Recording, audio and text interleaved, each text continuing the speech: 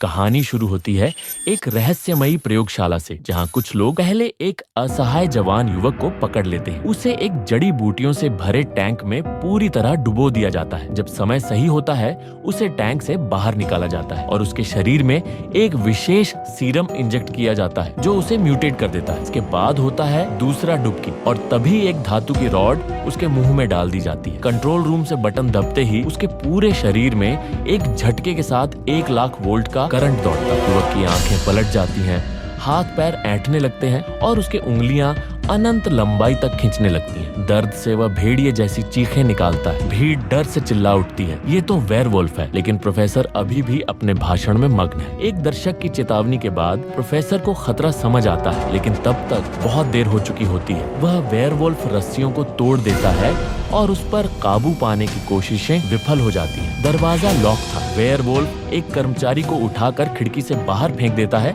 और फिर एक मूर्ति पर चढ़कर चंद्रमा की ओर भयंकर चीख लगाता है। लेकिन अचानक हम देखते हैं ये सब टीडैन का एक भयानक सपना था। असल में वह एक कीट विशेषज्ञ है। उसका निजी जीवन ठीक नहीं चल रहा। उसकी प्रेमिका उसे समझती नहीं और अक्सर मिलने से मना कर देती है। एक दिन उसे एक स्टील फैक्ट्री के मालिक का न्योता मिलता है। फैक्ट्री के गेट पर मालिक उसे एक सूटकेस दिखाता है जिसमें पैसे हैं। नैतिकता और लालच की लड़ाई में फंसे टिड्डन अंततः एक रात दवाई लेकर गरीबों की बस्ती पहुंचता है, पर वहां एक बूढ़ा आदमी उसे देख लेता है। दोनों में संघर्ष होता है। टिड्डन दवाई उस बूढ़े के मुंह में डालकर भाग जाता है। अब एंट्री होती है पोलर बेयर की। पोलर बेयर बर्फ पर